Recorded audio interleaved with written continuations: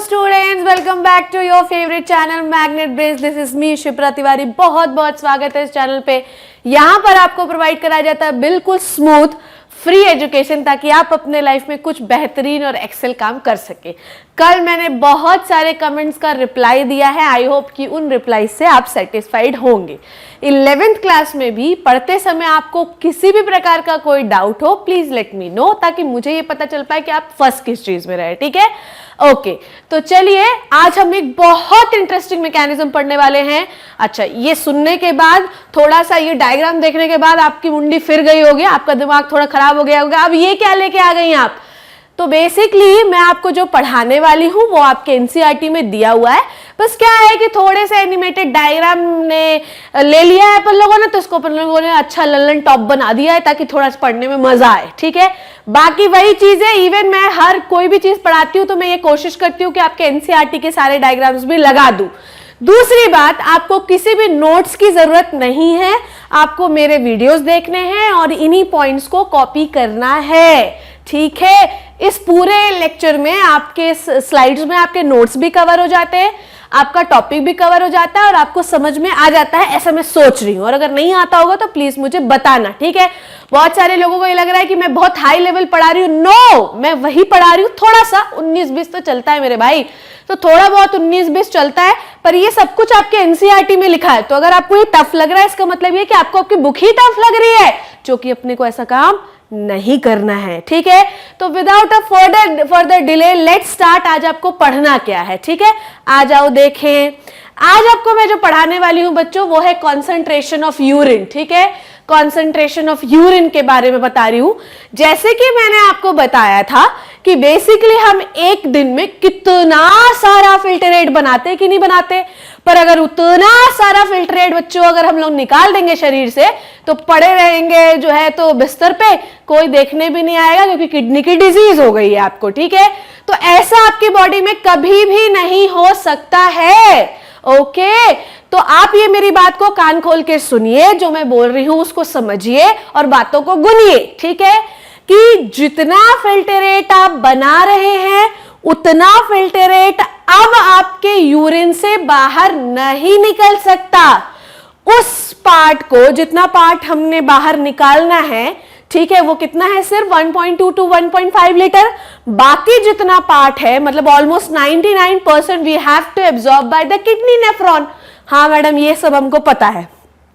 ठीक है, last class में मैंने आपको पीसीटी से क्या एब्जॉर्ब होता है, डीसीटी से क्या एब्जॉर्ब होता है, एनएसी लूप ऑफ हेनले से क्या एब्जॉर्ब होता है, ये सारी चीजें मैंने आपको बता दी थी। ठीक है, अब आप लोगों को कल मैंने पढ़ाया नहीं था तो आपको वो लेक्चर देखने चाहिए थे, और अगर नहीं देखा है तो गलत बात है। ठीक है, आज आपको मैं बताने वाली हूं कि आपको ये तो पता है कि आप कहां से क्या एब्जॉर्ब करते हैं। हाँ, ये तो अपन लोगों को पता चल गया। ठीक है, नहीं पता है तो पिछला लेक्चर्स देखिए आप। आज आपको मैं ये सिखाने वाली हूं कि किस तरीके से आप अपने यूरिन को गाढ़ा करते हैं। जितना चीज आप फिल्टर कर रहे हैं, उतना चीज अगर आप बाहर निकालने लगे ना बेटा, तो ये चीज याद रखना कि फिर हम जी नहीं पाएंगे, हम मर जाएंगे। तो we need to absorb the things, हमें एब्जॉर्ब करना पड़ेगा। कौन करेगा? नेफ्रॉन करेगा मैडम। ठीक है, तो ये जो नेफ्रॉन है ये चीजों को एब्जॉर्ब करेगा। वो कैसे एब्जॉर्ब करेगा, कैसे आपका यूरिन गाढ़ा होगा, ये आज के लेक्चर्स में हम लोग जानने वाले हैं। ठीक है, लास्ट लेक्चर्स में हम लोगों ने ये सीखा था कि कौन कौन सी चीजें एक्टिवली और पैसिवली नेफ्रॉन के अलग अलग हिस्सों से एब्जॉर्ब होती है। ठीक है, चलिए, तो मेरे ख्याल से अब नेफ्रॉन की लेबलिंग अब मैं आपको फिर से बताऊं क्या? चलो ठीक है, बता देती हूं। तो ये वाला पोर्शन, ये वाला हिस्सा क्या है? लेट मी लाल कलर लेते हैं। लाल जो है खतरे का कलर है, पर उससे पढ़ने से आपको मजा आएगा। सो नेफ्रॉन का जो पहला हिस्सा है, it is called as Bowman capsule. ये क्या कहलाता है? Bowman capsule. और इसके ऊपर जो लाल लाल लाल चढ़ी मैदान खड़ी खड़ी है, ये क्या है? ये है आपका ग्लोमेरुलस, और इन दोनों को हम क्या कहते हैं? Malpighian body. मैंने पहले ही सिखाया है।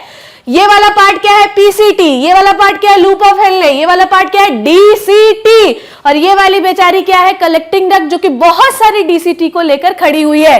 इतनी बात समझ में आई कि इसमें भी कोई कंफ्यूजन है? नो, प्लीज कंफ्यूजन नहीं होना चाहिए, ठीक है, ये गलत बात है। नाउ अब मैं आपको बताती हूं कि हम लोग यूरिन को कैसे कॉन्सेंट्रेट करते हैं, ठीक है। अच्छा, अब मैंने आपको ऑस्मोलैरिटी के बारे में पढ़ाया था, जैसा कि मुझे याद आ रहा है।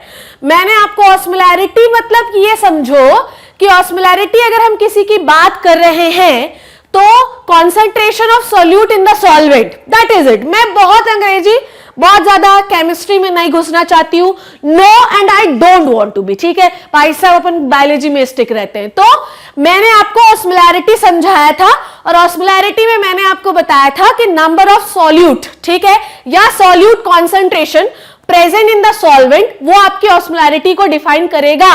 अब मेरी बात को समझना ध्यान से, ठीक है। अगर आपके, मैं बिल्कुल सीधी शुद्ध बिल्कुल हिंदी भाषा में आपको समझाती हूं, अगर आपके सॉल्यूशन में सॉल्वेंट ज्यादा है, ठीक, और सॉल्यूट कम है, अगर आपके सॉल्यूशन में सॉल्वेंट ज्यादा है, सॉल्वेंट क्या होता है? जिसमें किसी चीज को घोलते हैं, सॉल्यूट क्या है? जिसको घोला जा रहा है। तो अगर आपके सॉल्यूशन में सॉल्वेंट ज्यादा और सॉल्यूट कम है, गेटिंग माय पॉइंट, सॉल्वेंट ज्यादा और सॉल्यूट कम है, तो आपकी ऑस्मोलैरिटी भी कम होगी। जैसे जैसे आप सॉल्यूट बढ़ाते जाएंगे वैसे वैसे ऑस्मोलैरिटी भी क्या होती जाएगी? बढ़ती जाएगी। आई बात समझ में? तो अगर सॉल्यूट कम और सॉल्वेंट ज्यादा तो ऑस्मोलैरिटी भी कम, और अगर सॉल्यूट ज्यादा और सॉल्वेंट ठीक ठाक तो ऑस्मोलैरिटी ज्यादा। तो सॉल्यूट बढ़ेगा तो ऑस्मोलैरिटी बढ़ेगी, सॉल्यूट घटेगा तो ऑस्मोलैरिटी घटेगी। Done done done done, okay. अब हम लोग बात करते हैं, ठीक है, सबसे पहले हम लोग बात करते हैं पीसीटी के। ये मैंने बता दिया था, ठीक है, अब कोई भी ये नहीं बोलेगा। पीसीटी के मैकेनिज्म में मैंने आपको क्या समझाया था, आ जाइए इधर देख लीजिए प्यारे बच्चों। तो पीसीटी में हम लोगों ने, मैंने आपको क्या समझाया था? पीसीटी में मैंने आपको समझाया था कि हम लोग पीसीटी से सॉल्यूट भी निकालते हैं। ध्यान से समझिएगा, इधर आ जाइए आ जाइए आ जाइए। जब यहां पर आप जैसे ग्लोमेरुलस से अपने चीजों को फिल्टर किया, बिल्कुल ध्यान से सुनना, नहीं तो फिर आधे लोगों को बोलेंगे अब मजा तो बहुत आ रहा पढ़ने में पर कुछ समझ में नहीं आ रहा है। तो ऐसे मजा जो है वो सजा ही है भाई। तो जब आप लोगों ने ब्लड को फिल्टर किया ना ग्लोमेरुलस से, तो यहां पर अभी आपकी ऑस्मोलैरिटी कितनी है? ठीक है, ध्यान से समझिए। अभी यहां पर आपकी ऑस्मोलैरिटी कितनी है? मैं बिल्कुल यहां से शुरू करती हूं। जब आपने यहां पर ब्लड को फिल्टर करके यहां पे लाए तो यहां पर आपकी ऑस्मोलैरिटी है बच्चों, अभी ध्यान से समझना, यहां पर है 300 ऑस्मोल पर लीटर, ठीक है, 300 ऑस्मोल पर लीटर, ठीक है, ओके डन। अब जब आप अपने फिल्टरेट जिसको आपने फिल्टर किया है, जब आप उसको पीसीटी से लाएंगे, किसको लाएंगे? पीसीटी से, बिल्कुल ध्यान से समझना। तो जब आप इसको फिल्टर किए तो आपकी ऑस्मोलैरिटी कितनी है? 300 ऑस्मोल पर litre. Done done done done. अब प्यारे बच्चों देखो कि जैसे आप पीसीटी में लेके आओगे, तो स्टार्टिंग की बात करूं, जब आप पीसीटी में बिल्कुल स्टार्ट किया है, बिल्कुल ध्यान से समझेंगे, जब आपने पीसीटी में बिल्कुल स्टार्ट किया है, बिल्कुल स्टार्ट, ठीक है, तो क्या होगा बताइए मुझे। सबसे पहले मान लो कि पीसीटी में आपने स्टार्ट किया, तो क्या हुआ? आपने सबसे पहले पीसीटी में स्टार्ट किया तो आपने पानी को पैसिवली एब्जॉर्ब कर लिया, ठीक है, पीसीटी के स्टार्ट में पानी को आप लोगों ने पैसिवली एब्जॉर्ब कर लिया, ठीक है। अब मैंने आपको थोड़ी देर पहले क्या सिखाया था? मैंने आपको थोड़ी देर पहले सिखाया था कि अगर सॉल्यूट ज्यादा हो जाए और पानी कम होने लगे तो ऑस्मोलैरिटी क्या हो जाती है? बढ़ जाती है, ठीक। तो आपने पानी को पैसिवली एब्जॉर्ब कर लिया इन द स्टार्टिंग पार्ट, हाँ मैडम, ठीक। अब अगर तुमने बेटा पानी खींच लिया है अपने फिल्टरेट से तो क्या होगी? अब बताइए। अब ऐसी कंडीशन में आपका जो फिल्टरेट होगा, फिल्टरेट की जो ऑस्मोलैरिटी होगी, ठीक है, वो क्या हो जाएगी बताइए? ऑस्मोलैरिटी क्या होगी बताइए? ऑस्मोलैरिटी इंक्रीज हो जाएगी, क्योंकि अब आपके फिल्टरेट में पानी खींचा जाने लगा है पर सॉल्यूट अभी नहीं खींच रहा है, तो ऑस्मोलैरिटी क्या हो जाएगी? बढ़ जाएगी। 300 से 400 हो जाएगी, 400 से 500 तक हो सकती है, ठीक है।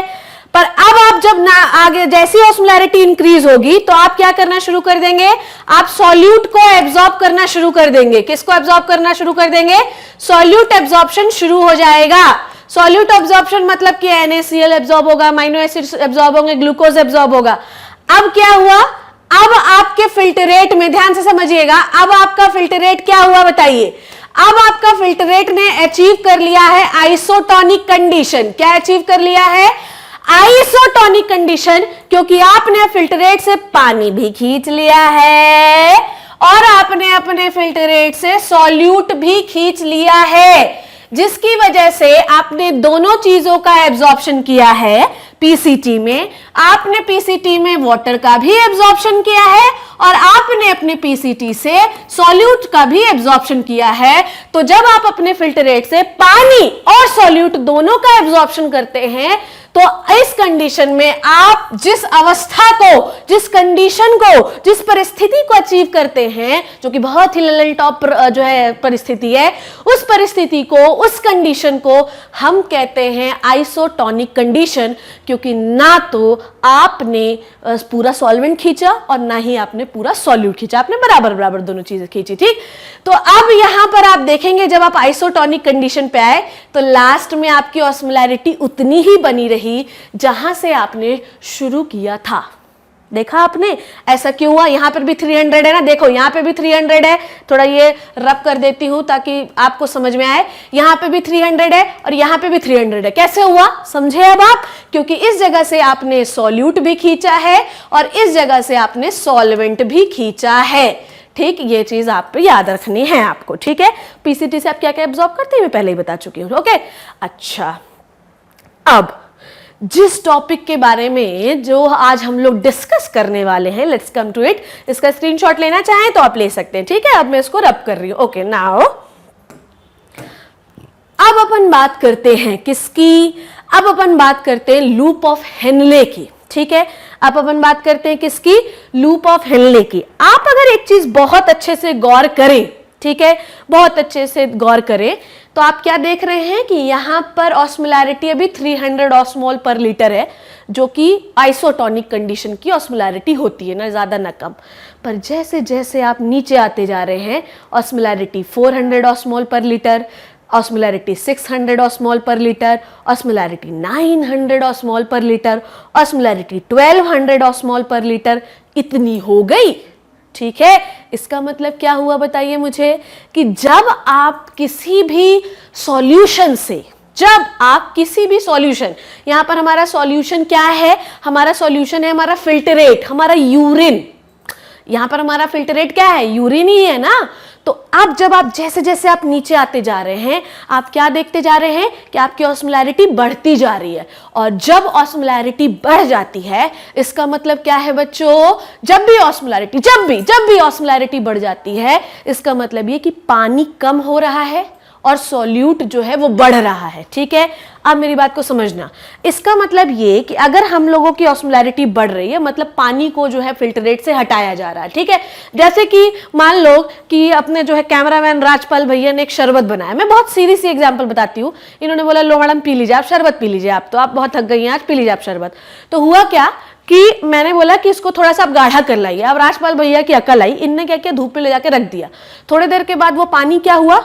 उड़ गया। ठीक, थोड़ा बहुत बचा, उसमें बची शक्कर, तो ऑस्मोलैरिटी क्या हो गई? बढ़ गई, क्योंकि उस शरबत में पानी तो जो है तो सूरज जी ने ले लिया और बचा हुआ शक्कर। हम बोल दिए मैडम ये हो गया आपका कॉन्सेंट्रेटेड शरबत, अब आप इसको पी लो, मतलब अब इसकी ऑस्मोलैरिटी बढ़ गई है। तो हमने, ये है लूप ऑफ हेनले, ये आप लोग जानते हैं ना। ठीक, तो ये वाला पार्ट जो यू वाला पार्ट है, it is the loop of Henle, done. अब इस वाले पार्ट से आपने क्या खींचना है बच्चों? इस पार्ट से आपने खींचना है पानी, इस पार्ट से भी, मतलब ये वाला जो पार्ट है लूप ऑफ हेनले, मतलब अभी आप फिल्टरेट को कैसा ला रहे हैं? नीचे ला रहे हैं ना। तो जब आप नीचे लाते हैं तो ये कौन सी लिंब हो गई? कौन सी लिंब हो गई? Descending limb of loop of Henley भाई। तो जब आप फिल्टरेट को नीचे लेके आते हैं, तो जब आप नीचे ला रहे हो तो it is called as descending limb of loop of Henle. So it is called as descending limb of loop of Henle, done.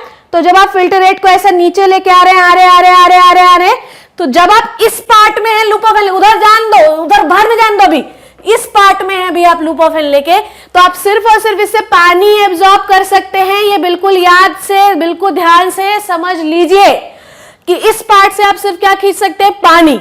तो अगर राजपाल भैया ने मुझे शरबत पिलाया और पानी जो है तो किसी ने ले लिया, तो ऑस्मोलैरिटी क्या हो गई? बढ़ गई, क्योंकि सॉल्यूट क्या है? अब सॉल्यूट गाढ़ा हो गया, पानी निकल गया। तो जब आप पानी निकाल लेंगे इस वाली लिंब से, descending limb of loop of Henle से, तो आपका फिल्टरेट क्या हो जाएगा? गाढ़ा। तो ऑस्मोलैरिटी क्या हो जाएगी, बढ़ जाएगी। 300 से 400, 400 से 600, 600 से 900 और 900 से 1200 ऑस्मोलैरिटी पर लीटर। मतलब आप समझ रहे हैं कितना गाढ़ा, बहुत गाढ़ा। ठीक है, मतलब मैं एक छोटा सा एग्जांपल बताती हूँ। 1200 ऑस्मोलैरिटी पर लीटर का मतलब यह है कि 1 लीटर सॉल्यूशन में करीब 1200 मोल्स है उसमें, ऑस्मोल्स है उसमें। ठीक है, तो मतलब 1200 मोल्स कह सकते हैं, 1200 मॉलिक्यूल्स हैं जो कि सॉल्यूट के हैं, which is a very high concentration. ठीक है, आई सो ये हुआ आपका यहाँ के टिप पर आते आते, it is called as hair pin.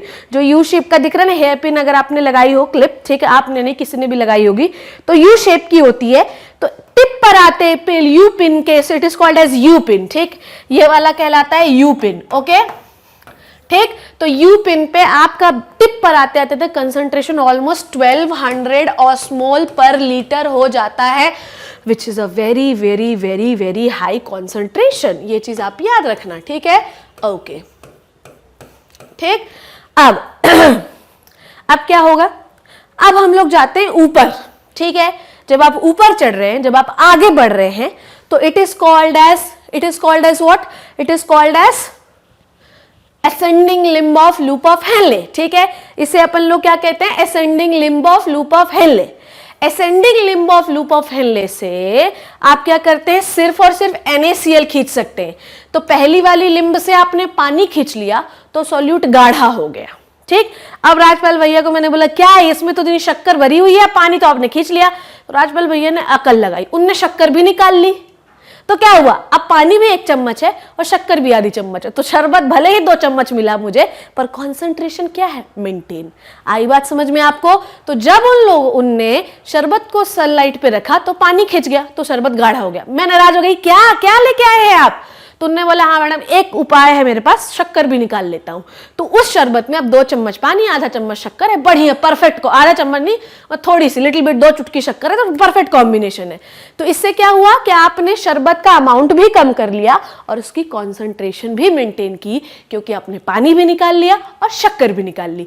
तो पहले वाले लिम्ब से आपने क्या निकाल लिया, डिसेंडिंग लिम्ब से बच्चों, पानी, और दूसरे वाले से आपने नमक निकाल लिया। तो अब आप अपने सॉल्यूट और सॉल्वेंट दोनों को निकाल लिया कि नहीं निकाल लिया।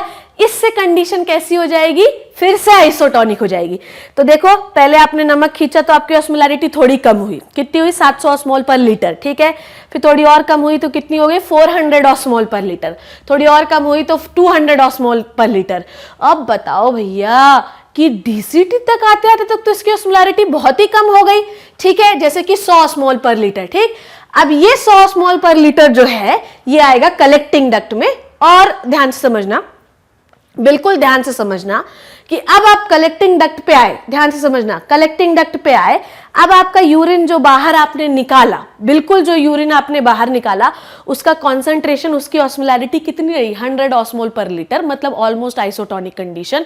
ठीक है, जिसमें आइसोटोनिक या मैं कह सकती हूँ हाइपोटोनिक। ठीक है, क्योंकि इसमें सॉल्यूट बहुत ही कम हो गए और पानी थोड़ा सा बढ़ा हुआ है। ठीक है, और यूरिन यही होता है कि वेस्ट ज्यादा होता है और पानी, मतलब वेस्ट मटेरियल होते हैं सिर्फ सॉल्यूट के नाम पर, पानी बहुत ज्यादा होता है। ठीक, तो 1.5 लीटर पानी में आप निकाल क्या रहे हो, यही वेस्ट तो निकाल रहे हो, तो वो बहुत कम होते हैं वेस्ट। ठीक है, पर पानी क्या होता है, ज्यादा। तो 100 ऑस्मोल पर लीटर का मतलब ही यही होता है कि पानी ज्यादा है और सॉल्यूट सिर्फ 1 लीटर पानी पे 100 मॉलिक्यूल ऑफ सॉल्यूट है, जो कि ठीक ठीक कॉन्सेंट्रेशन है। ठीक है, ओके, डन। तो यहां पर आपका यूरिन है आइसोटोनिक, यहां पर आपका यूरिन है हाइपरटोनिक, यहां पर आपका यूरिन होते जा रहा है हाइपोटोनिक और यहां पर फिर से आइसोटोनिक। ठीक, आइसोटोनिक का मतलब यह है कि सॉल्यूट और सॉल्वेंट इन दोनों का कॉन्सेंट्रेशन सेम है।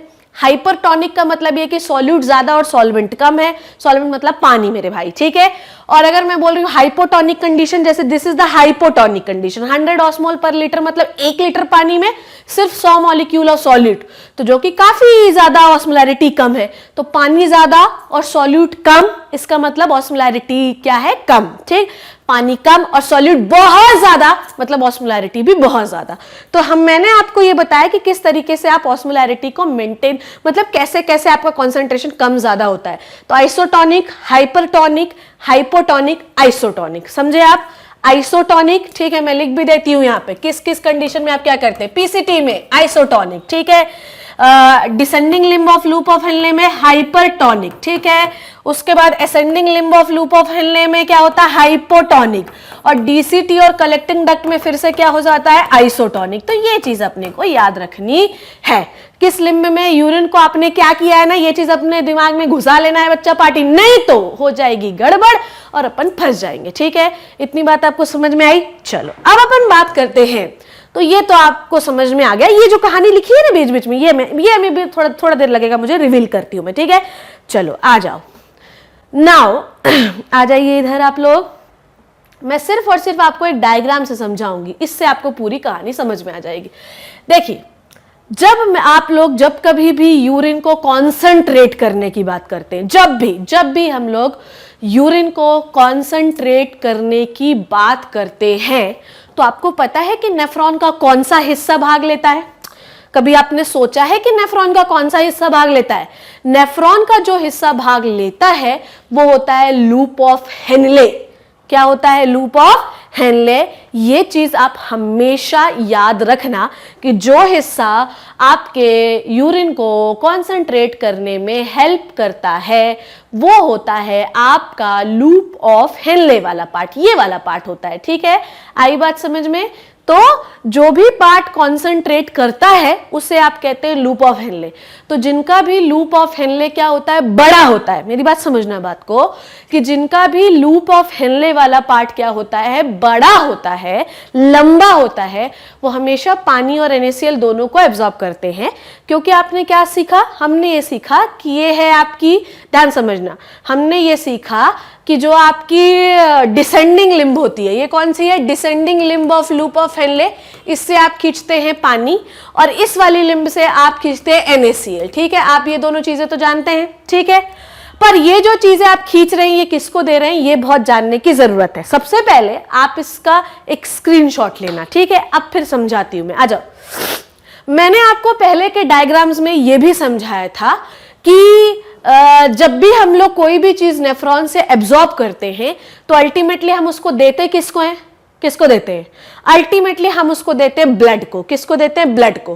तो आपकी ब्लड वेसल जो कि लूप ऑफ हेनले के आसपास होती है वो भी बिल्कुल राउंड यू शेप की हो जाती है और इसे हम कहते हैं वासा रेक्टा।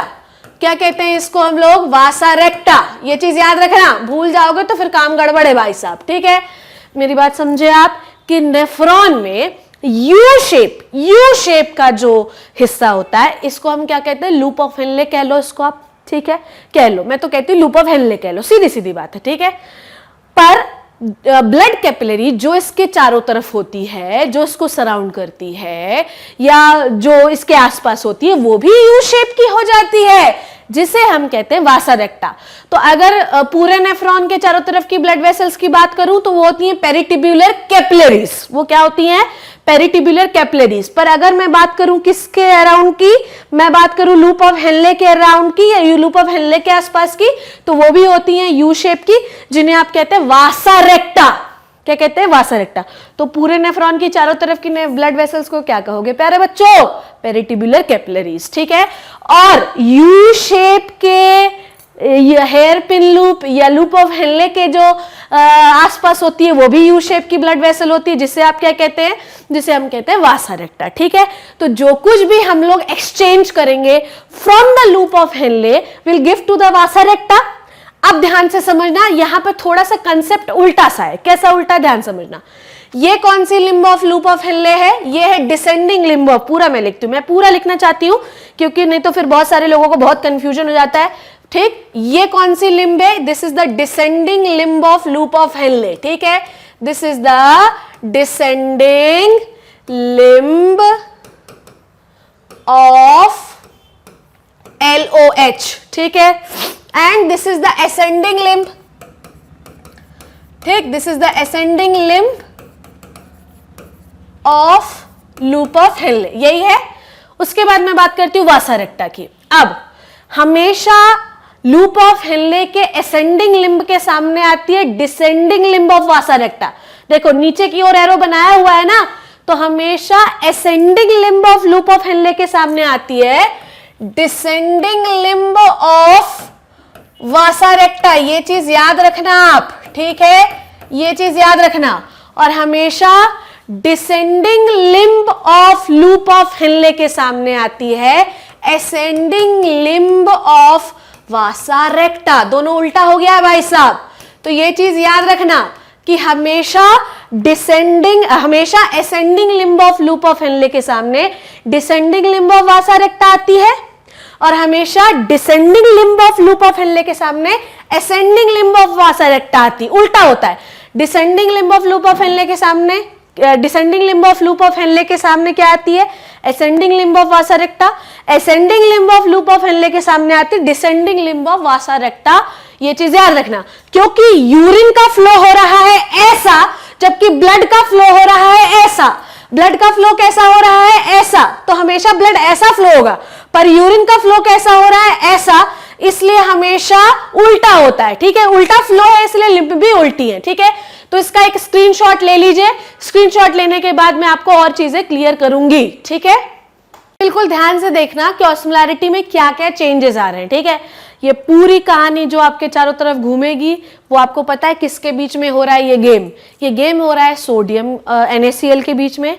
ये गेम हो रहा है पानी और यूरिया के बीच में। बिल्कुल ध्यान से समझना, नहीं तो आपकी कहानी स्किप हो जाएगी। ठीक है, अब सबसे पहले मैं आपको counter current Na+ counter current multiplier system समझाती हूँ। ठीक है, Na+ counter current multiplier system. ठीक है, तो आप अगर ये सोचते हैं ना कि पूरा NaCl ब्लड को दे देना है, ठीक है, पूरा NaCl सब ब्लड को दे देना, ऐसा नहीं होता।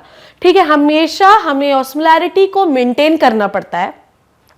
और हमेशा ये समझिए कि कोई भी चीज, चाहे वो ब्लड हो चाहे वो यूरिन हो, we have to maintain the pH and osmolarity. ठीक है, तो ना तो हम बहुत ज्यादा कॉन्सेंट्रेटेड यूरिन बाहर कर सकते हैं, और ना ही हम बहुत ज्यादा पतला यूरिन बाहर कर सकते हैं, ना ही हम बहुत ज्यादा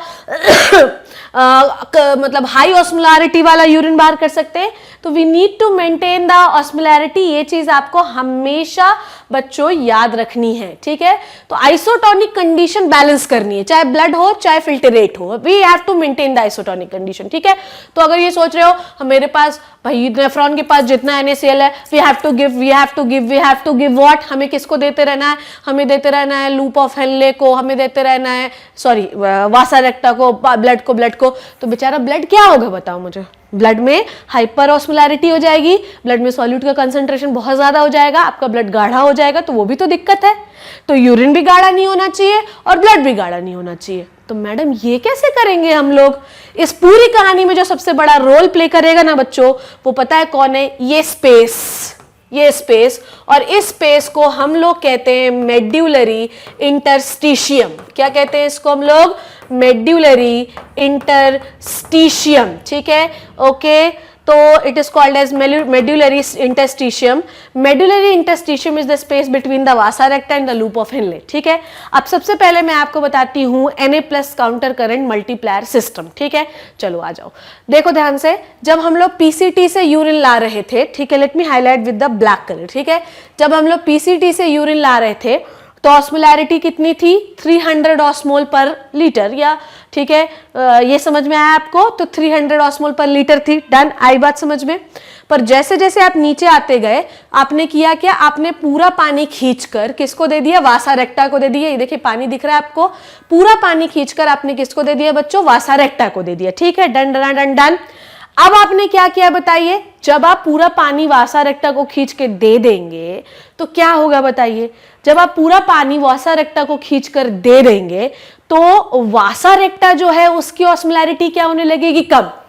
उसकी ऑस्मोलैरिटी होने लगेगी कम, ब्लड की ऑस्मोलैरिटी होने लगेगी कम। इतनी बात मेरी बिल्कुल ध्यान से समझना कि जब आप PCT से आ रहे हैं, आ रहे हैं तो अभी आपका यूरिन आइसोटोनिक कंडीशन में 300 ऑस्मोल पर लीटर, मतलब बेहतरीन, मतलब ना ज्यादा ना कम। पर आपने क्या किया कि PCT के descending limb of loop of Henle से, ठीक है, PCT ने descending limb of loop of Henle से आपने पूरा पानी खींचकर दे दिया। अब दोगे किसको? आप दोगे पहले मेड्यूलरी इंटरस्टिशियम को, इस ब्लू वाले एरिया को। आप डायरेक्टली नहीं दे सकते, लो ले लो, नो, आप डायरेक्टली नहीं दे सकते। आप किसको दोगे पहले? आप दोगे मेड्यूलरी इंटरस्टिशियम को। मेड्यूलरी इंटरस्टिशियम को देने के बाद मेड्यूलरी इंटरस्टिशियम को देने के बाद, मेरी बात ध्यान समझे, मेड्यूलरी इंटरस्टिशियम को देने के बाद आप इस पानी को देंगे किसको? आप इस पानी को देंगे वासा रेक्टा की असेंडिंग लिम्ब को। उल्टा है ना, descending limb of loop of Henley का पानी असेंडिंग लिम्ब ऑफ वासा रेक्टा को दिया जाएगा।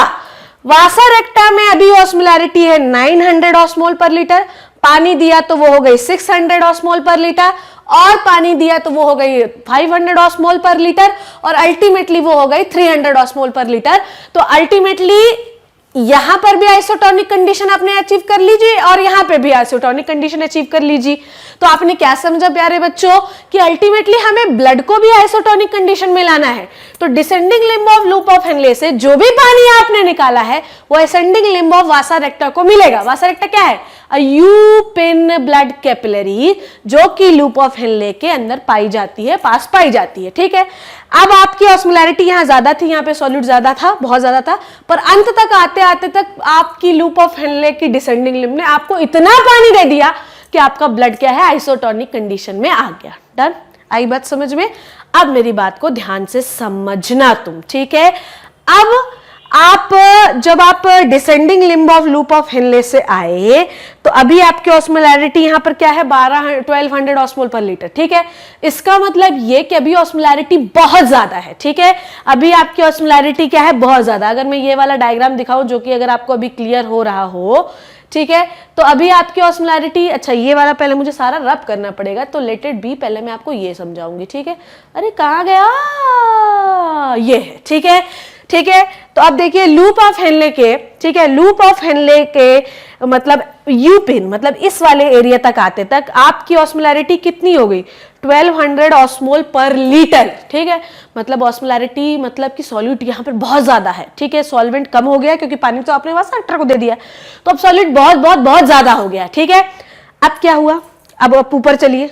जब आप उन्हें ऊपर गए, ठीक है, जब आपने ऊपर गए बच्चों ध्यान समझो, तो आपने जब ऊपर गए तो क्या किया? आपने NaCl को खींचा। ठीक है, आपने NaCl को खींचा।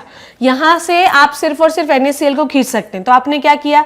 आपने NaCl को खींचा, NaCl को खींचा, यहां पर भी आपने NaCl को खींचा, यहां पर भी NaCl को खींचा, यहां पर भी NaCl को खींचा। ठीक है, अब आपने इस नमक वाले सॉल्यूशन से नमक ही खींच लिया है, तो अब कैसी कंडीशन अचीव होगी? फिर से आइसोटोनिक। तो आपने यहां से देखो नमक खींच रहे हैं, आप यहां से नमक खींच रहे हैं, यहां से नमक खींच रहे हैं, तो 1200 से आपकी ऑस्मोलैरिटी कितनी हो गई? 900 ऑस्मोल पर लीटर, क्योंकि आपने यहां पे नमक खींच लिया। नमक कैसे खींचेंगे कि Na जो है एक्टिवली जाएगा और क्लोराइड आयन जो होंगे वो कैसे होंगे? पैसिवली जाएंगे, और K+ जो होते हैं वो ज्यादातर एक्टिवली ही जाते हैं। ठीक है, तो 1200 से आपकी ऑस्मोलैरिटी कितनी हो गई? 900। आपने और नमक खींचा। ठीक है, जब आपने और नमक खींचा तो आपकी ऑस्मोलैरिटी कितनी हो गई? 600 ऑस्मोल पर लीटर। जब आपने और नमक खींच लिया तो आपकी ऑस्मोलैरिटी कितनी हो गई? कितनी हो गई बोलिए? 100 ऑस्मोल पर लीटर। ठीक है, अब बेटा जब ये नमक तुमने खींच रहे हो, ठीक है, अब मैं रेड वाले से लिखूंगी। ठीक, अब ये नमक जब तुम खींच रहे हो किससे? Ascending limb of loop of Henle से, तो दे किसको रहे हो? सोचो सोचो, किसको दे रहे हो? अरे बोलो ना, किसको दे रहे हो? ये दे रहे हो आप अपनी डिसेंडिंग लिम्ब ऑफ वासा रेक्टा को। उल्टा है ना, असेंडिंग लिम्ब, डिसेंडिंग लिम्ब। तो जब आप NaCl किसको दोगे? जब आप NaCl किसको दोगे? जब आप NaCl दोगे वासा रेक्टा को, तो जो ब्लड आ रहा है वो पहले से आइसोटोनिक था, पर तुमने NaCl दे दिया तो वो और गाढ़ा हो गया। कितना हो गया? 500 ऑस्मोल पर लीटर। और NaCl दे दिया तो वो और गाढ़ा हो गया। कितना हो गया? 600 ऑस्मोल पर लीटर। और नमक दे दिया तो बेचारा क्या हो गया? 900 ऑस्मोल पर लीटर। ठीक है, आई बात समझ में? नाउ अब आपको ये बात समझ में आई? अब आप क्या देख रहे हैं कि कॉन्सेंट्रेशन जो है ब्लड का, मैं अभी लूप ऑफ हेनले की बात नहीं कर रही हूं, ब्लड का जो कॉन्सेंट्रेशन है वो हो गया है 900 ऑस्मोल पर लीटर, जो कि काफी गाढ़ा ब्लड है। At the tip of the vasa रेक्टा के आते तक, मतलब यू है ना, तो यू का जो टिप है वहां पर ऑस्मोलैरिटी कितनी हो गई? 1200 ऑस्मोल पर लीटर। मतलब आपका ब्लड बहुत ज्यादा गाढ़ा हो गया, आप मर भी सकते हैं। अब इस कंडीशन में क्या करना पड़ेगा आपको पता है? अरे भाई साहब, फिर से वही कंडीशन रिपीट होगी कि यहां से अब फिर से यहाँ पे 1200 है, तो यहां से भाई साहब आपकी descending limb of loop of Henley पानी दे तो रही है। अब descending limb of loop of Henley पानी देती जाएगी और ब्लड का जो ऑस्मोलैरिटी है वो 12 से 900, 900 से 600, 600 से 500, 500 से 300 हो जाएगा। ठीक है, आई बात समझ में? इसमें कोई कंफ्यूजन तो नहीं है? ठीक है, इतनी बात में कोई कंफ्यूजन? ये डायग्राम आपको क्लियर हो गया? ठीक है, चलो अब देखिएगा बिल्कुल ध्यान से। तो ये डायग्राम मैंने आपको क्लियर कर दिया है, आई होप ये आपने समझ लिया होगा। ओके, नाउ अब मैं आपको दूसरा डायग्राम समझाती हूं। ठीक है, बिल्कुल ध्यान से समझना इसको। आ जाओ, देखो, तो ये वाला पूरा डायग्राम तो मैंने आपको क्लियर कर दिया है कि ये कैसे हुआ। ठीक है, अब जो चीज मैं आपको क्लियर करना चाहती हूँ वो इस डायग्राम से मेरे ख्याल से और ज्यादा अच्छे से क्लियर हो जाएगी। चलो उसी पे आ जाते हैं एक बार। आ जाओ, ये देखो, अब क्या करना है कि ये वाली जो लिम्ब है, ठीक है, बिल्कुल ध्यान से समझना, बिल्कुल ना ऐसे घबराना मत। ठीक है, बिल्कुल ध्यान से समझना। ठीक, अब क्या हुआ? अब आप क्या देख रहे हैं कि पूरा NaCl भरा हुआ है। ठीक, पूरा NaCl भरा हुआ है। ठीक है, यहां पर जब आप आए तो पानी ले लिया आपने, किसने ले लिया? वासा रेक्टा ने। ठीक है, पर अभी भी तो बच्चों यहाँ पर NaCl भरा है ना, आपने पानी की मात्रा तो बढ़ा दी है पर NaCl भी यहाँ अभी भी भरा हुआ है। अब आप क्या जानते हैं कि ये वाला जो लिम्ब है ये NaCl को नहीं ले सकता। ठीक, और ये वाला जो लिम्ब है ये पानी को नहीं ले सकता, ये चीज तो हम जानते हैं। तो जब आप ये दोनों लिम्ब NaCl और पानी को नहीं ले सकते तो जाने दो, कोई बात नहीं। NaCl ये तो ले सकता है ना, पानी ये तो ले सकता है ना, आई थिंक इसमें तो कोई परेशानी है नहीं। ठीक, तो अब क्या करेंगे आपको पता है? वासा रेक्टा क्या करेगी? वासा रेक्टा करेगी ये कि ये दे देगी NaCl मेड्यूलरी इंटरस्टिशियम को। ये से आप क्या कहते हैं स्पेस को बच्चों?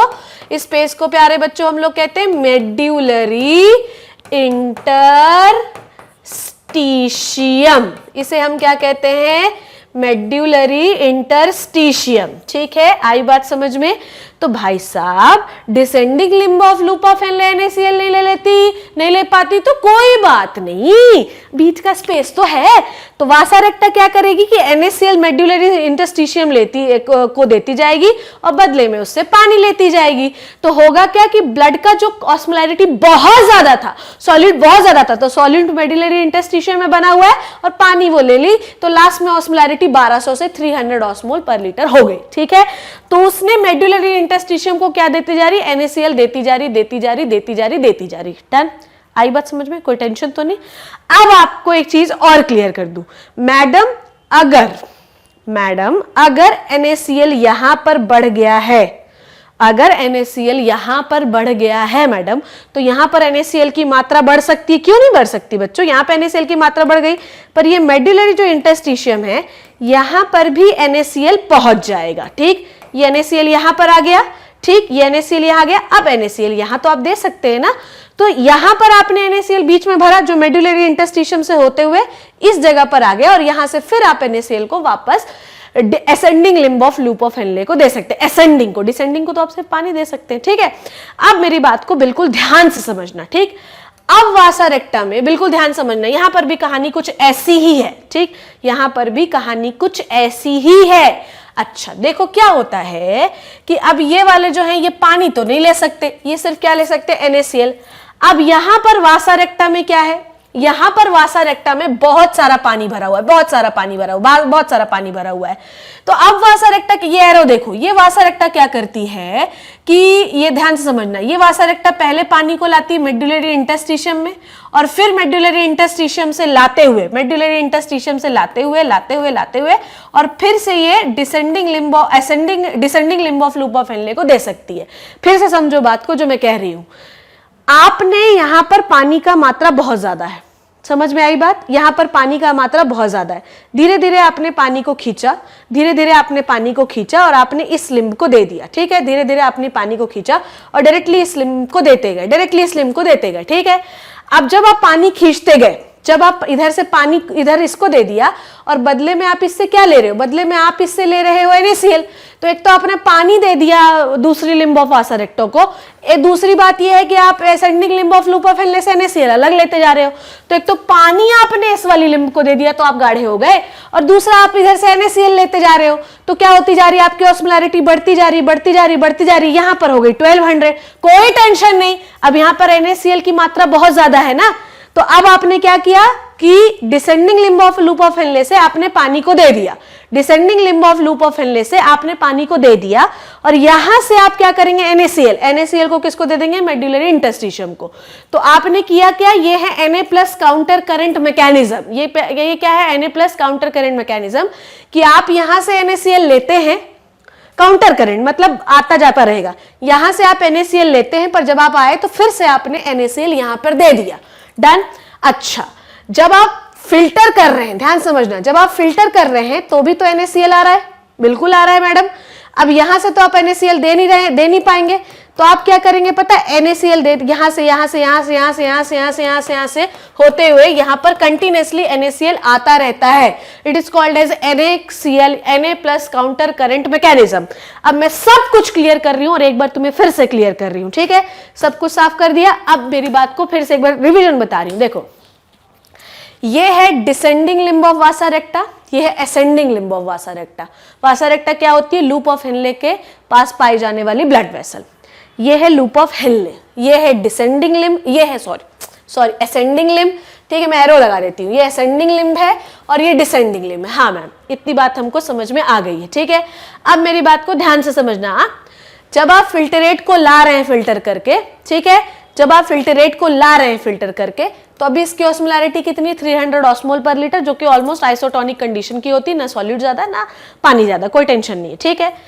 पर जैसे जैसे आप नीचे आते गए आपकी ऑस्मोलैरिटी बढ़ती गई, मतलब 600, 900 और टिप पर आते आते तक लूप ऑफ हेनले के 1200 ऑस्मोल पर लीटर हो गए। हाँ मैम, पर अब मेरी बात को समझना कि 1200 हो क्यों गई, क्योंकि आप पीसीटी से पानी को खींचकर असेंडिंग लिम्ब ऑफ वासा रेक्टा को देते जा रहे हैं, ठीक, ये पानी जो है यहां पर आता जा रहा है। इतनी बात आपको समझ में आई, ठीक है।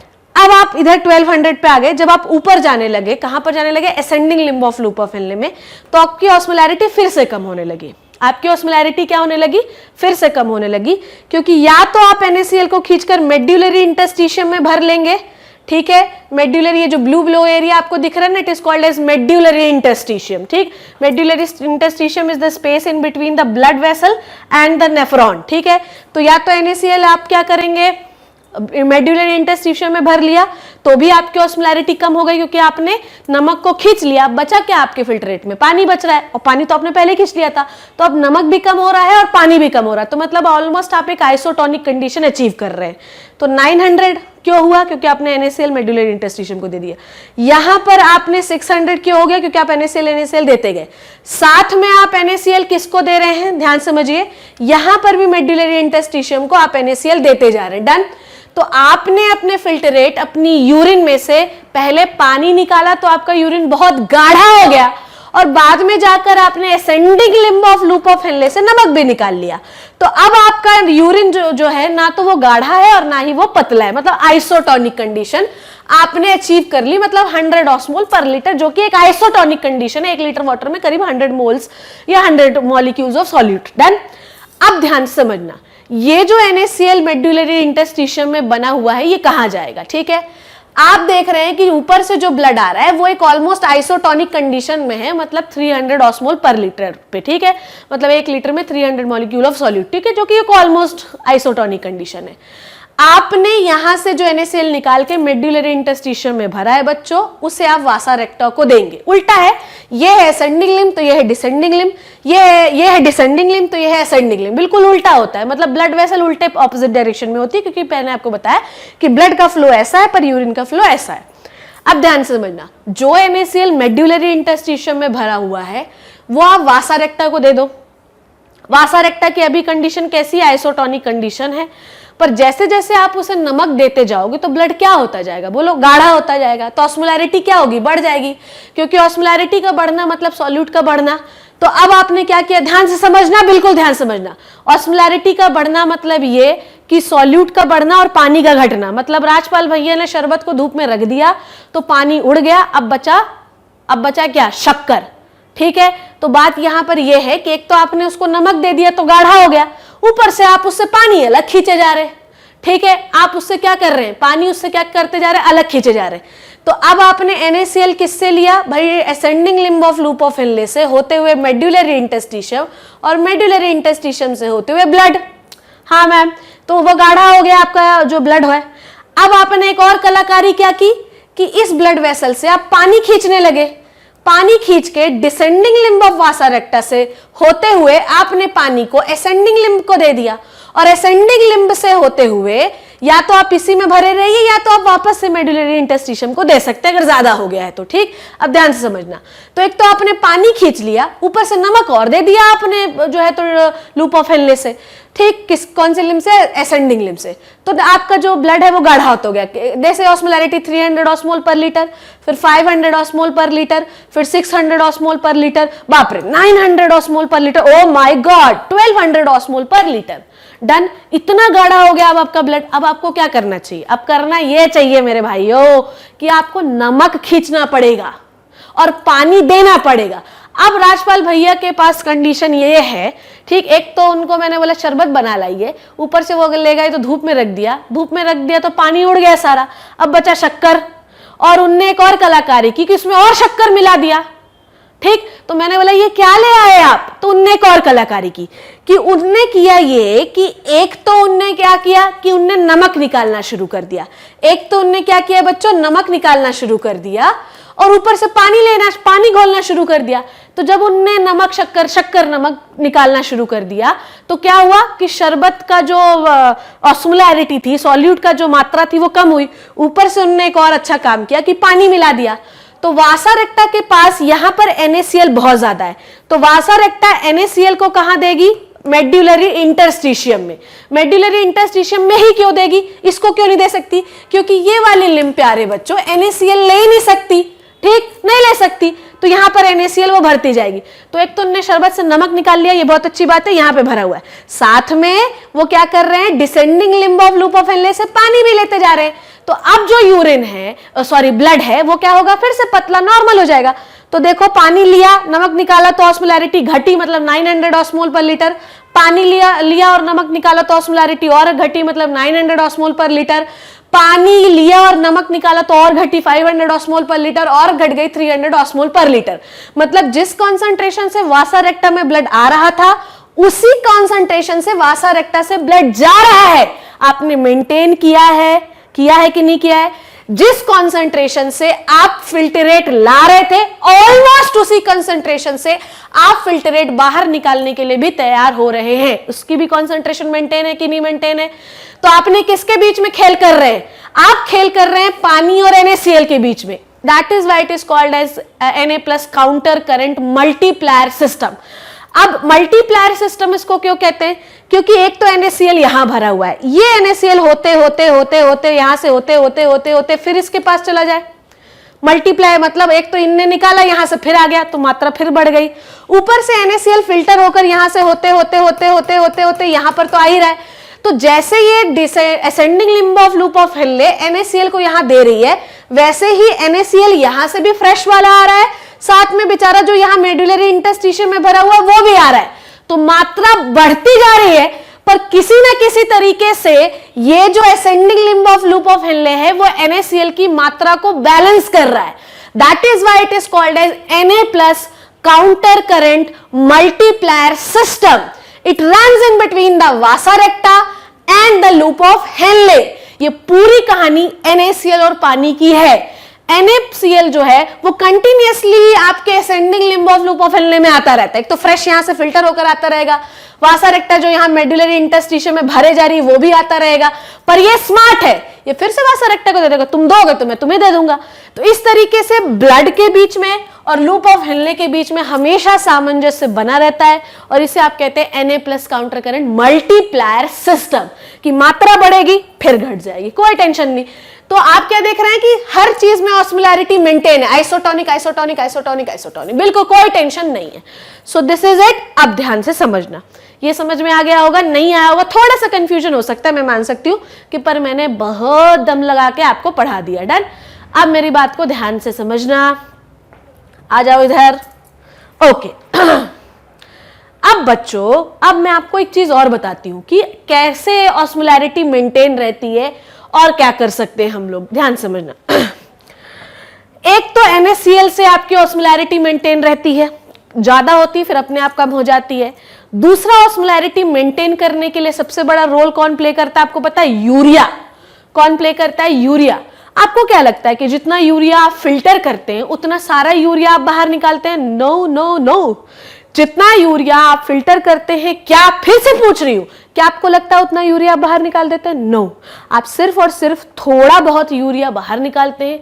यूरिया का काम होता है ऑस्मोलैरिटी को बैलेंस करना। जैसे NaCl का काम था ना कि ज्यादा हो रहा है तो वासा रेक्टा को दे दो, मेडुलरी इंटरस्टिशियम पे ज्यादा हो रहा है फिर से लूप ऑफ हेनले को दे दो, फिर वो वासा रेक्टा दे देगा, फिर वो लूप ऑफ हेनले को दे देगा, तो मल्टीप्लाई हो रहा है, मतलब काम चलता जा रहा है, बैलेंस होता जा रहा है। वैसे ही यूरिया का भी बहुत बड़ा रोल है ऑस्मोलैरिटी को बैलेंस करने के लिए। ध्यान से समझना। जैसे कि ये जो कलेक्टिंग डक्ट है, बिल्कुल ध्यान से समझना, जैसे कि ये जो कलेक्टिंग डक्ट है, डन, ये कलेक्टिंग डक्ट यूरिया को एब्जॉर्ब करके ये मेडुलरी इंटरस्टिशियम है, मेडुलरी इंटरस्टिशियम से होते हुए पहले वो देगी आपकी किसके? Descending limb of loop of Henley, descending limb of loop of Henley फिर से यूरिया को लाएगा और फिर से कलेक्टिंग डक्ट से होते हुए बाहर करेगा। तो इससे क्या हुआ? ध्यान समझिए, क्या कैसे बैलेंस हो रहा है कि पहले अगर कलेक्टिंग डक्ट में यूरिया की मात्रा ज्यादा हो गई है, कैसे? यहां से आपने यूरिन फिल्टर किया, इससे यूरिया पूरा फिल्टर हुआ, यूरिया पूरा जो है कलेक्टिंग डक्ट में इकट्ठा हुए जा रहा है, हुए जा रहा है, हुए जा रहा है, हुए जा रहा है, यूरिया की मात्रा कलेक्टिंग डक्ट में बाहर हो जाएगी, ज्यादा हो जाएगी। अब कलेक्टिंग डक्ट इज स्मार्ट, ठीक है, वैसे तो सब स्मार्ट होते हैं। कलेक्टिंग डक्ट क्या करेगी कि यूरिया को पहले मेडुलरी इंटरस्टिशियम को दे देगी। डन। किसको दे देगी? मेडुलरी इंटरस्टिशियम को दे देगी। हाँ मैम, मेडुलरी इंटरस्टिशियम से होते हुए यूरिया कहाँ आ जाएगा आपका? यहां आ जाएगा, descending limb of loop of Henley, descending limb of loop of Henle से DCT और DCT से फिर से कलेक्टिंग डक्ट, फिर यहां से यहां, फिर यहां से यहां। तो ये एक साइकिल है, ये क्या है? साइकिल है। और यहां से जो यूरिया फिल्टर होकर आ रहा है वो भी यहां से बाहर होगा, ठीक है। तो जो पुराना वाला यूरिया है उसको बाहर कर दीजिए और नए वाले को फिर से मेडुलरी इंटरस्टिशियम में स्टोर कर लीजिए। इस तरीके से हर जगह की कॉन्सेंट्रेशन जो होती है बैलेंस होती है। फिर से समझें कि कलेक्टिंग डक्ट के पास जो यूरिया है उसे मेडुलरी इंटरस्टिशियम में भर लीजिए, अगर ज्यादा है तो मेडुलरी इंटरस्टिशियम से फिर से दे दीजिए इसको, और यहां से होते हुए DCT से होते हुए, DCT मतलब डिस्टल कॉन्वोल्यूटेड ट्यूब्यूल से फिर बाहर निकाल दीजिए। अगर यहाँ फिर ज्यादा हुआ है तो फिर दे दीजिए। इससे ये साइकिल बना रहता है। ये साइकिल पर किस चीज के लिए? पुराने वाले यूरिया के लिए। किसके लिए? पुराने वाले यूरिया के लिए, क्योंकि नया वाला जो है वो यहां से फिल्टर होते हुए, यहां से होते हुए, यहां से होते हुए फिर यहां आया, फिर यहां इकट्ठा हुआ, फिर यहां ऐसा हो गया। तो नया वाला आता जा रहा है, नया वाला आता जा रहा है, पर हम उसे इस तरीके से बैलेंस कर रहे हैं कि भाई पुराना वाला निकलता जाओ, नए वाले को हम पहले यहाँ मेडुलरी इंटरस्टिशियम में रखेंगे, फिर अपन लूप ऑफ हेनले को दे देंगे, लूप ऑफ हेनले DCT को दे देगा, DCT से कलेक्टिंग डक्ट से होते हुए बाहर हो जाएगा। तो यूरिया भी ऑस्मोलैरिटी को बैलेंस करने में बहुत बेहतरीन और बहुत बड़ा रोल प्ले करता है। तो ये जो डायग्राम जो है ये आपके NCERT का डायग्राम है, ठीक है। ये NCERT का डायग्राम जो है ये आपको मैं एक बार और क्लियर कर दूं, ये आपके NCERT में बना हुआ है, ठीक है, ध्यान से समझिए। ओके तो क्या हुआ, ध्यान समझो कि आपने इस वाली लिम्ब से, it is called as what, it is a descending limb of, ये NCERT का डायग्राम है जो मैंने आपको समझाया प्यारे बच्चों, ये वही है, ठीक है। ये इसमें कोई बहुत बड़ा साइंस नहीं है कि इसको लगे कि आप बिल्कुल जो है तो चंद्रगुप्त मौर्य हैं, तो ऐसा बिल्कुल नहीं है, ठीक है। ये बिल्कुल वही है, बिल्कुल टनाटन डायग्राम है, ठीक है, लल्लन टॉप। अब आपको समझा रही हूं कि इसको कैसे समझेंगे हम लोग, ठीक है। ये क्या है? Descending limb of loop of Henley क्या एब्जॉर्ब करती है? पानी। क्या एब्जॉर्ब करती है बच्चों? पानी, ठीक है। ये क्या है? Ascending limb of Vasa रेक्टा। Ascending limb of वासा रेक्टा में जब ब्लड आ रहा है तो उसकी ऑस्मोलारिटी कितनी थी? 1200 ऑस्मोल पर लीटर। आपने उसको पानी दे दिया तो कितनी हो गई भैया? कितनी हो गई? 1000। आपने उसको और पानी दे दिया तो क्या हो गया? 800। आपने उसको और पानी दे दिया तो कितनी हो गई? 600। ठीक है, आपने उसको और पानी दे दिया तो कितनी हो गई? 400।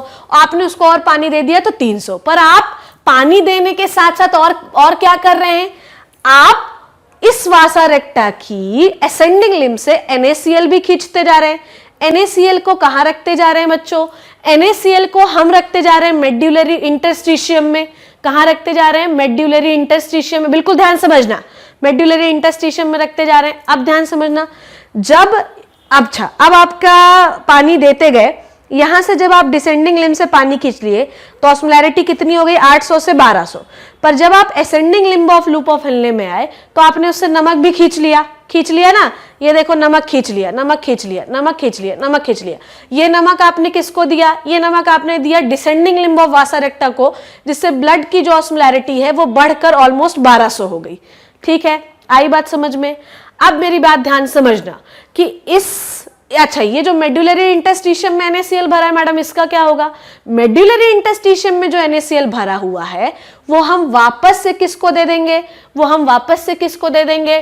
Ascending limb of loop of Henle को। जैसे मेरी बात ध्यान से समझना, ठीक है? जैसे ये वाला डायग्राम आपको क्लियर करूं मैं, देखना ना, यहां पर आपको और क्लियर हो जाएगा कि यहां से आपने NaCl दिया, ठीक, ओके। NaCl फिर कहां से हुआ? यहां से NaCl निकला, NaCl यहां से होते हुए फिर से इसको दे दिया गया। तो इस तरीके से NaCl इसको देता है, फिर ये NaCl इसको दे देता है, तो मल्टीप्लाई होता जा रहा है। ठीक है, तो this is the Na+ counter current multiplier system. ठीक, बहुत आसान है। तो NaCl यहां आया, मेड्यूलरी इंटरस्टिशियम में भरा हुआ है, फिर इस मेड्यूलरी इंटरस्टिशियम में जो NaCl भरा हुआ है, ध्यान से समझो, उसे हमने क्या करना है बच्चों? ये मैंने आपको पढ़ाया अभी थोड़ी देर पहले।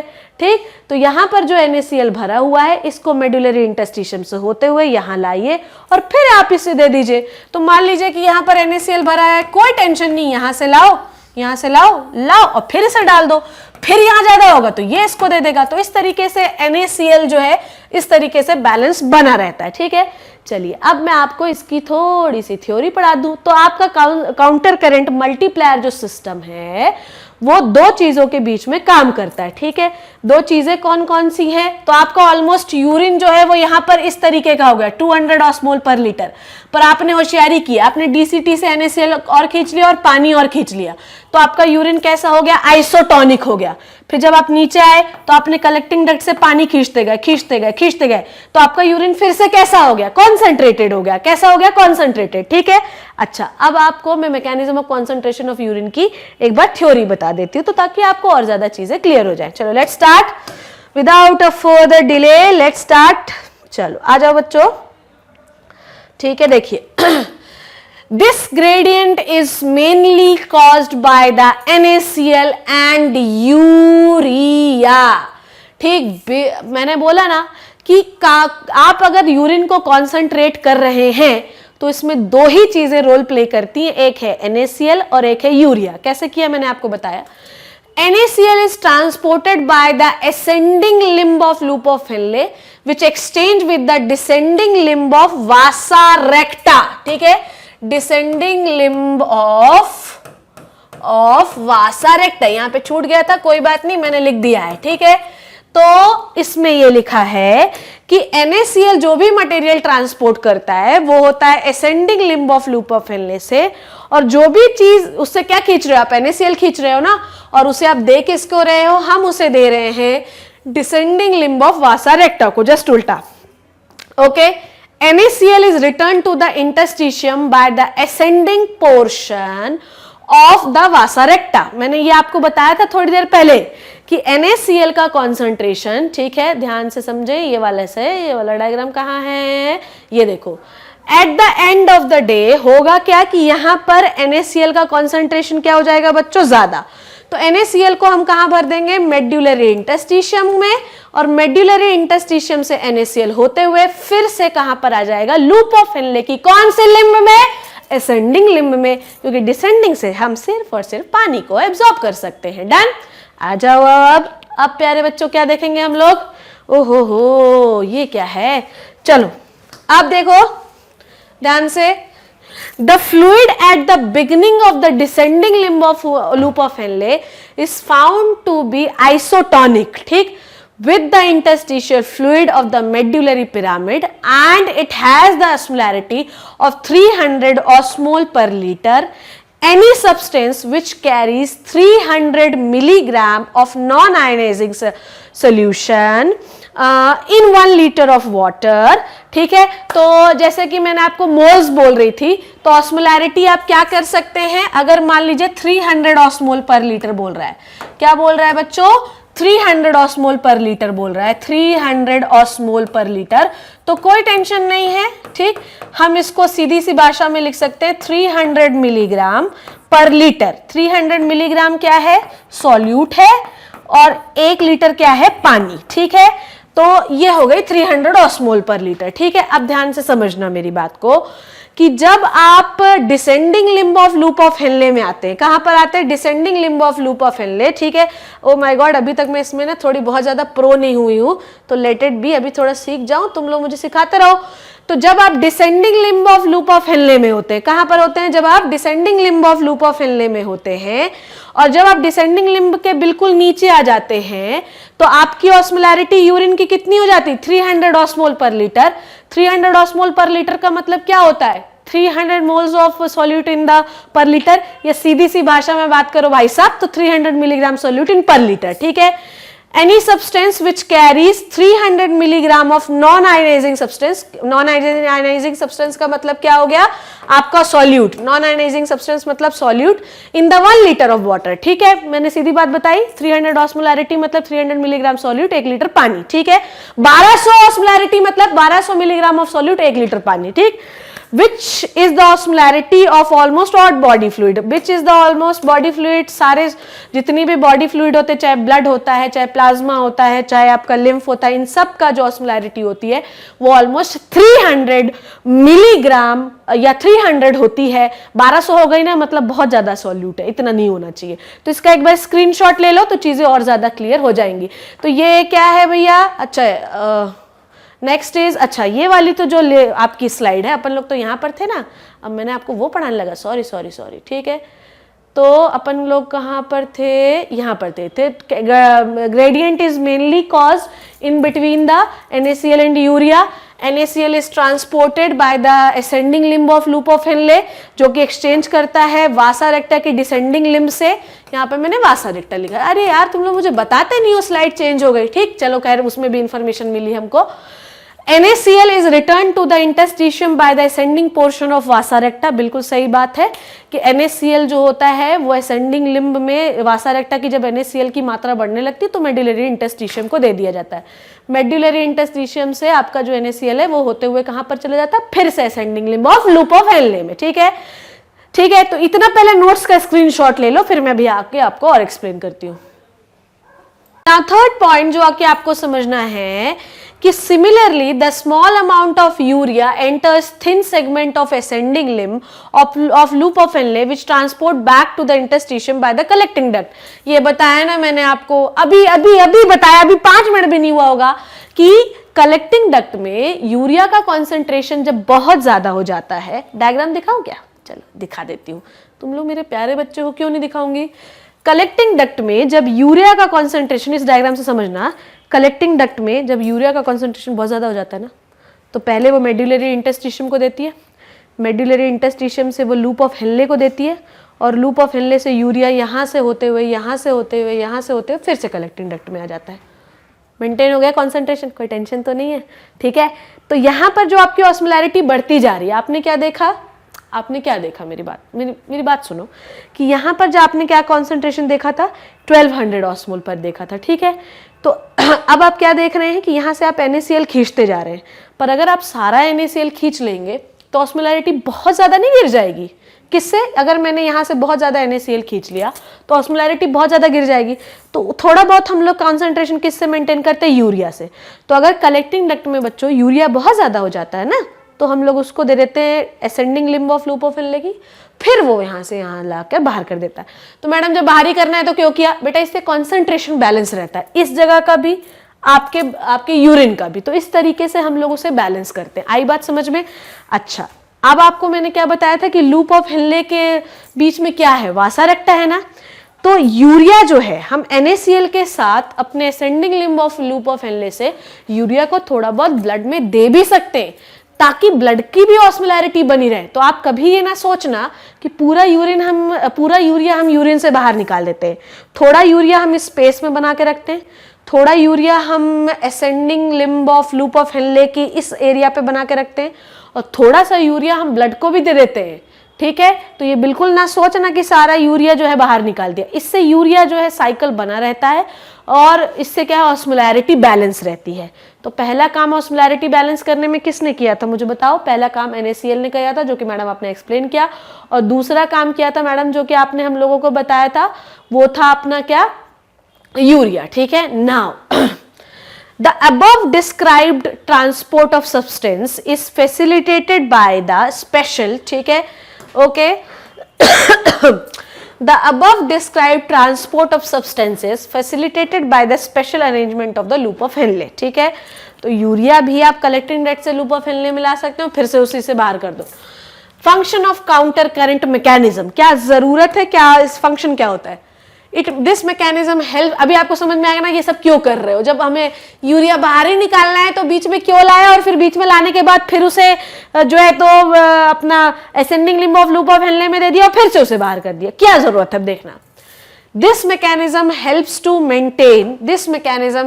maintain the concentration gradient in the medullary interstitium। इससे जो मेड्यूलरी इंटरस्टिशियम में जो स्पेस है वहां का कॉन्सेंट्रेशन बैलेंस रहता है। ठीक है, The presence of such interstitial gradient helps in the easy passage of water from collecting tubule, thereby the concentration in the filtrate। ठीक है, इस मैकेनिज्म से आप आसानी से अपने फिल्ट्रेट मतलब यूरिन को गाढ़ा कर सकते हैं। Human kidney can produce urine nearly 4 times concentrated than the initial filtrate form। जो अच्छा, ये जो पहला पॉइंट है इसका मतलब समझिए कि इसी तरीके से आप क्या करते हैं। अगर मैं इधर आ जाऊं, ये वाला डायग्राम पहले वाला सा थोड़ा सा लूंगी मैं। ठीक, आप क्या देख रहे हैं कि आपके यहाँ पर आपकी ऑस्मोलैरिटी कितनी थी बताइए मुझे, मैं रेड कलर से लिखती हूँ। यहाँ पर आपकी ऑस्मोलैरिटी थी 100 to 200 ऑस्मोल पर लीटर। ठीक है, यही थी ना। पर यहां तक आते आते तक आपने इससे पानी खींच लिया तो आपका यूरिन क्या हो गया, एकदम गाढ़ा। क्या हो गया, एकदम गाढ़ा। ठीक है, कॉन्सेंट्रेट हो गया आपका यूरिन। ठीक है, कॉन्सेंट्रेट हो गया मतलब आपने पानी भी खींच लिया। यहां पर डीसीटी में यूरिन की ऑस्मोलैरिटी क्या थी, ऑलमोस्ट आइसोटोनिक। पर जब वो कलेक्टिंग डक्ट में आया ना तो आपने उससे पानी भी खींच लिया तो आपका यूरिन क्या हो गया, बहुत ज्यादा गाढ़ा हो गया। मतलब अगर ऑस्मोलैरिटी यहां पर 300 ऑस्मोल पर लीटर है तो यहां का एंड पर आते आते तक इसकी ऑस्मोलैरिटी 4 गुना हो जाती है। मतलब कि बहुत ज्यादा कॉन्सेंट्रेटेड यूरिन आप बाहर करते हैं। ठीक है, आ जाओ, अब मैं आपको और चीजें समझा दूं। ओके, हाँ, कहां पर थे हम लोग? ओके, तो नेक्स्ट स्लाइड पे अगर हम लोग चले तो इतनी बात हमको समझ में आई। Okay, this mechanism helps to maintain अच्छा मैं इसको सबको रब कर दूं। This mechanism helps to maintain the concentration gradient in the medullary interstitium, जो कि मैंने अभी आपको बताया। ठीक है, यूरिन को गाढ़ा करने के लिए काम आता है। और ह्यूमन किडनी जो होती है, जैसा जितने कॉन्सेंट्रेशन में वो फिल्टर करती है, मतलब 300 ऑस्मोल पर लीटर पे फिल्टर करती है, तो उससे 4 गुना कॉन्सेंट्रेट कर देती है। मतलब आप फिल्टर किए थे तो कितना था, 300, पर जब आप एक्सक्रीट करेंगे तो आप कितने हो जाएंगे, 1200। इतना आप कॉन्सेंट्रेट कर देते हैं। ठीक है, ये आपको समझा दिया मैंने। नाउ अगर ये थ्योरी है पूरी, counter current multiplier system is operated at the level of loop of Henle. ठीक है, ये पढ़ाया मैंने अभी आपको। किसके किसके बीच में होता है, लूप ऑफ हेनले।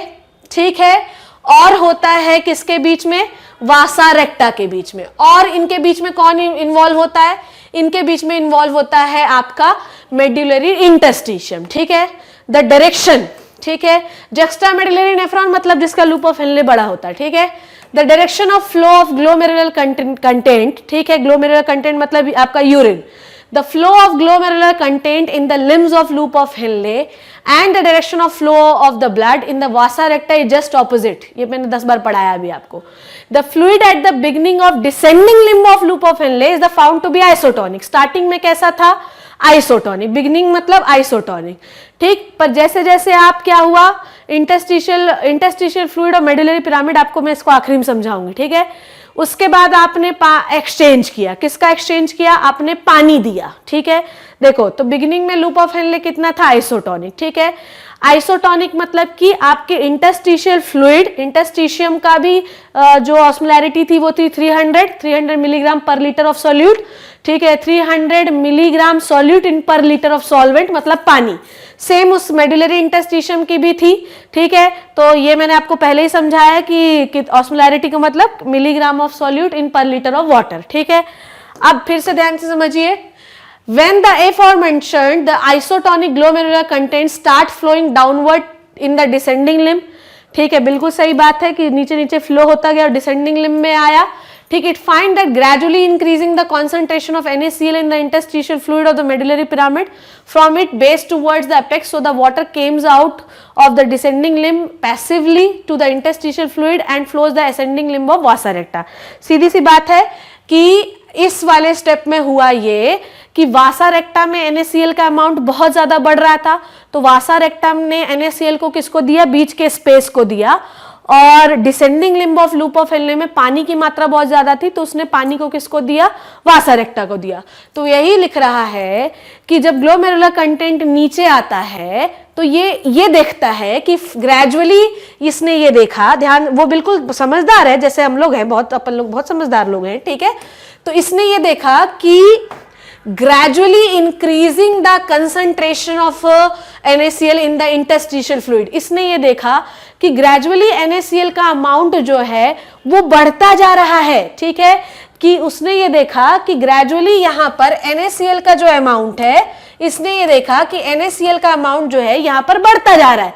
बदले में इसने क्या किया कि बैलेंस करने के लिए इसने इसको पानी दे दिया, ठीक, कोई टेंशन नहीं, ठीक है। अब आ जाओ फिर से उसी पे, आ जाओ। चलो, कहाँ गया भाई साहब? ये रहा। फंक्शन हो गया क्या? ठीक है, हाँ ये हो गया है, आ जाओ। फिर क्या देखा? ये भी हो गया शायद तक, ओके। Now next. हाँ, तो इसने ये देखा कि NaCl का कॉन्सेंट्रेशन मेडुलरी इंटरस्टिशियम में बढ़ गया। हाँ मैम, इसने ये देखा। तो हुआ क्या कि जैसे जैसे यूरिन नीचे आता गया, उसने वाटर को निकाला डिसेंडिंग लिम्ब से और पैसिवली इंटरस्टिशियल से होते हुए पानी को किसको दे दिया गया? वासा रेक्टा को दे दिया गया, ठीक है। आई बात समझ में? And by the time the fluid reaches the tip of the loop of Henley, जब फ्लूइड नीचे आया तो पानी इतना ज्यादा खींच लिया गया कि ऑस्मोलैरिटी 1200 ऑस्मोल पर लीटर हो गई, मतलब 1200 milligram of solute in the पर लीटर ऑफ वाटर। अब आपका यूरिन कैसा हो गया? हाइपरटोनिक हो गया है, ठीक है। क्यों? क्योंकि सिर्फ और सिर्फ आपने descending limb of loop of Henle से सिर्फ पानी खींचा है, ओके। नाउ अब होगा क्या कि जब आप लूप ऑफ हेनले के बिल्कुल टिप पर आ गए, नीचे आ गए हैं, तो धीरे धीरे Na+ की एंट्री होने लगेगी फ्रॉम द मेडुलरी इंटरस्टिशियम से कहाँ की ओर? लूप ऑफ हेनले की ओर। अब NaCl एंट्री लेते जा रहा है और आपका यूरिन जो है ऊपर चढ़ता जा रहा है। जैसे जैसे यूरिन आपका ascending limb of loop of Henley में चढ़ेगा, आपका यूरिन जो है वो पूरा NaCl खींच लेगा, ठीक है। When the hypertonic urine start flowing upward, ठीक है, मैंने यही बताया, the tip of the loop of Henle to the ascending limb, मतलब टिप से लेके असेंडिंग लिम्ब तक Na+ को एक्टिवली अंदर किया जाएगा और Cl- अपने आप चले जाएंगे, ठीक है। और ये सब हो कहां से रहा है? आपके मेडुलरी इंटरस्टिशियम में NaCl भरा हुआ है।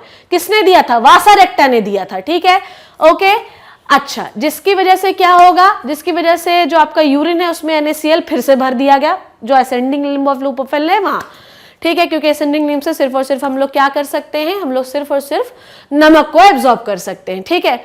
Since ascending limb is impermeable to water, so by the time the fluid releases to the DCT has become isotonic और hypotonic। बिल्कुल सही बात है कि आपने नमक को दे दिया है, ठीक है, पर जब यूरिन DCT में जाएगा तो या तो वो आइसोटोनिक रहेगा, मतलब 300 ऑस्मोल पर लीटर, या तो हाइपोटोनिक भी हो सकता है, मतलब सॉल्यूट बहुत कम हो जाए और पानी ज्यादा रहे। Because only solute have came out not the solvent. क्यों ऐसा हुआ? क्योंकि सिर्फ और सिर्फ आपने NaCl को ही बाहर किया, ascending limb of loop of Henle से पानी को बाहर नहीं किया, जिससे सारे नमक बाहर आ गए, पानी भर बचा रहा। तो आपका यूरिन कैसा होगा? इधर हाइपोटोनिक और आइसोटोनिक। ठीक है, नाउ बिल्कुल ध्यान से समझना, Na plus counter current multiplier system. Since the ascending limb of loop of Henle makes the ascending makes the glomerular content hypotonic, क्योंकि सॉल्यूट आप दे देते हैं ascending limb of loop of Henle से, मतलब NaCl, पानी नहीं देते, तो सॉल्यूट निकाल लोगे तो शरबत में पानी बचा ना। ठीक है, अच्छा by the expelling out only solute in the form of NaCl, so it is also known as diluting limb of loop of Henle। जो ascending limb of loop of Henle होती है, इसे हम diluting limb कहते हैं, क्योंकि इससे सिर्फ और सिर्फ नमक बाहर आता है, पानी बाहर नहीं आता। The aim of two limb of the loop of Henle is to maintain the increasing concentration of NaCl in the interstitial fluid of medullary pyramid from its base to the apex। इस पूरी दोनों limb का काम जो है basically क्या है कि मेड्यूलरी जो बीच का स्पेस है, इसमें नमक का कॉन्सेंट्रेशन कभी भी बहुत ज्यादा नहीं होना चाहिए। तो अगर हम एक जगह से नमक निकाल कर बीच के स्पेस में भर देते हैं, तो दूसरी जगह से हम फिर से उसे नेफ्रॉन में घुसेड़ देते हैं, ताकि कभी भी नमक का कॉन्सेंट्रेशन ज्यादा ना हो। सिंस द कंगारू रैट या डाइपोडेमिस rat has longest loop of Henle, hence it is passes out maximally concentrated wine urine, it is the urine, ठीक है, concentrated urine among the mammals। the osmolarity is 20 through 100 osmol per liter। मतलब आप समझे कि इसके 1 litre urine में करीब 2200 ग्राम solute, 2200 milligram solute होता है। ठीक है, अब एक बार ध्यान से समझे, अब व्हेन द हाइपोटोनिक फ्लूइड, ठीक, अब बिल्कुल अब आ गए हम लोग, जब ये हाइपोटोनिक यूरिन जो है ये कहां पहुंचता है? डीसीटी के पास पहुंचता है।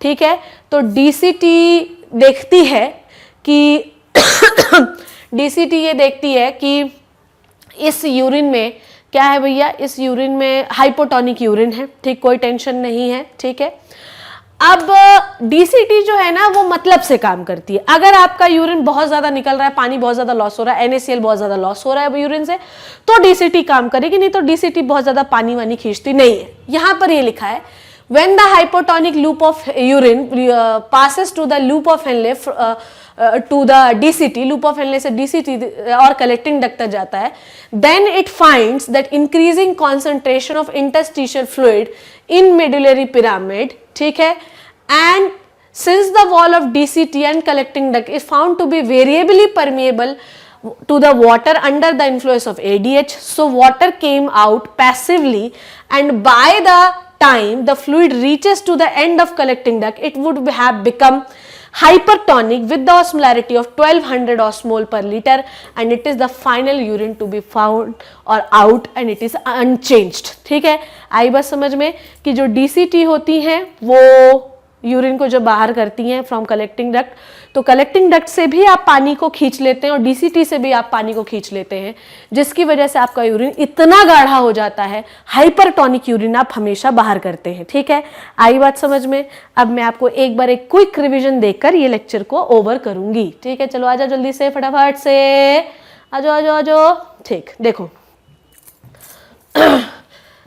पीसीटी से जो यूरिन हम ला रहे हैं, बिल्कुल ध्यान से समझना, नहीं तो फिर मैं आप समझाऊंगी नहीं। पीसीटी से जो यूरिन हम ला रहे हैं वो है हाइपोटोनिक।